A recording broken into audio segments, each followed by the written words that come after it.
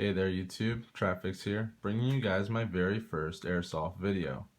This video is going to be a brief overview of the Avengers BAMF Lipo Ready M4 Airsoft AEG made by S&T Armament. This gun is sold by evic.com in a beginner's airsoft package deal. I haven't seen many reviews of this gun out on the internet. In fact, I haven't seen many that are really in-depth at all. So I wanted to go ahead and give one in case you were looking at this and wondering if it was going to be the first gun you wanted to buy so you could start getting into the sport. Of course, with this gun, with the exception of having to buy BBs and Eye Pro, you will have everything you need to go to your local field and play for hours. Uh, I'm going to go ahead and go over what's included with the gun. You're going to get two 9.6 volt 1600 mAh batteries, and contrary to the reviews I've seen on evic, these batteries are perfect. I fielded the weapon twice so far. These batteries have lasted me all day in a 6.5 hour op, which ran without stopping, and also for 7 hours at my local field. I didn't actually have to switch them when I played at my local field. I just wanted to, simply to keep up my rate of fire. Next, you've got your 360 round high cap magazine. This is metal. This fits flawlessly in the magwell. It does not wobble at all. The only thing is, I find myself winding it a lot more than the G&G 450 round ones. I'm very familiar with the combat machines, but I don't have any anymore, so now I'm stuck with this. This magazine, the extra included BAMF 190 round magazine, this is great. This magazine feeds flawlessly from start to finish. I've had no double feeding, misfeeding, anything like that with the gun. And then next you get your smart charger just to make sure you don't fry your batteries. So in this deal, with the inclusion of the sight, you're getting basically everything you need to go out and hit the field minus BBs and Eye Pro. The only problem is you're wondering whether or not the gun is going to live up to par. So I'm going to go ahead and get into the gun, some of the problems I have with it. It's going to be kind of brief just because this is my first video, and most people have seen M4 reviews. It's the most common gun to see in airsoft, so I'm just going to go over the things I don't like about the gun. If you have any questions, go ahead and leave them below. I do want to make a video in the future disassembling this gun. However, I've already disassembled it and got it down to the gearbox and the shell, and I could not get the gearbox out of the shell. So I want to take a look at the internals and really see if this gun is quote-unquote lipo ready. But until I figure out how to do that without, breaking anything externally on the gun or going ahead and cracking open my lower receiver and losing the ability to play airsoft, I'm going to go ahead and figure out how to do that before I make that video. So starting back here, this stock, well, first, as soon as you open the box, you're going to see the gun. The gun is going to look incredibly cheap. Incredibly cheap.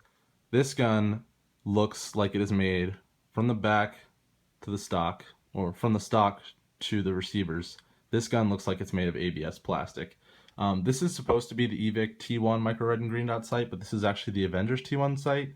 And if you've read some of the reviews on there, this sight, the mount is absolutely terrible. This mount is digging into the bottom of my rails, and as you can see, since these rails are made of plastic, it has actually gone up under them and is ripping them apart from the upper receiver.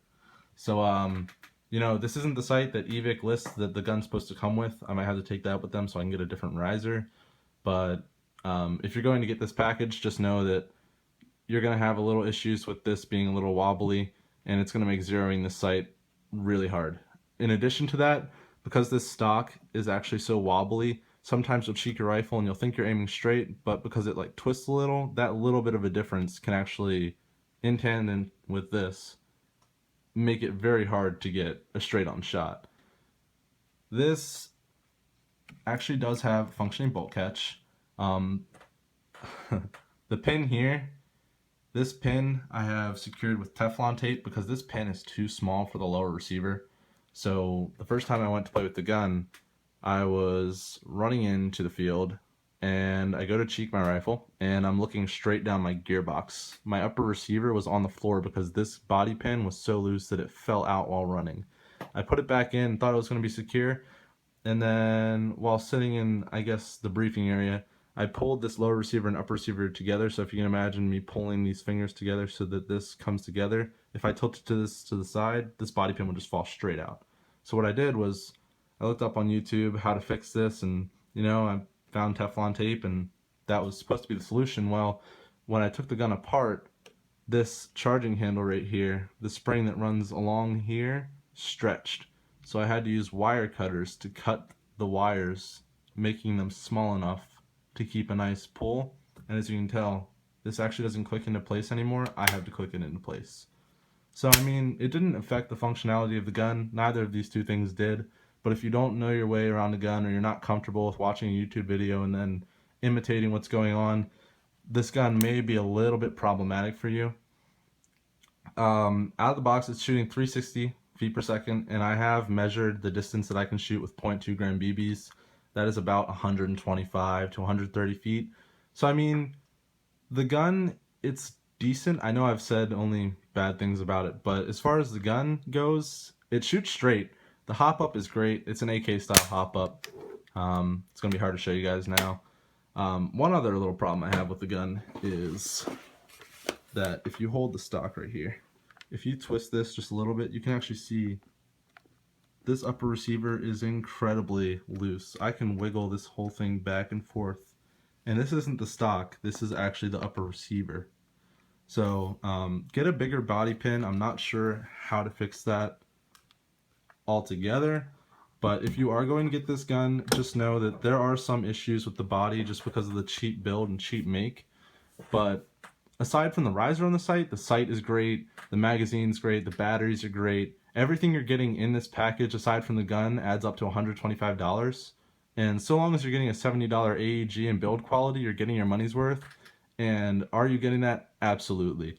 Are you getting a gun that's going to get you out onto the field and get you playing and kind of keep you up with everybody there? Yes. I would say that you're not going to be shooting people from very far, even with 0.23 gram or 0.25 gram BBs. You're not going to be shooting much beyond, I'd say, 150 feet.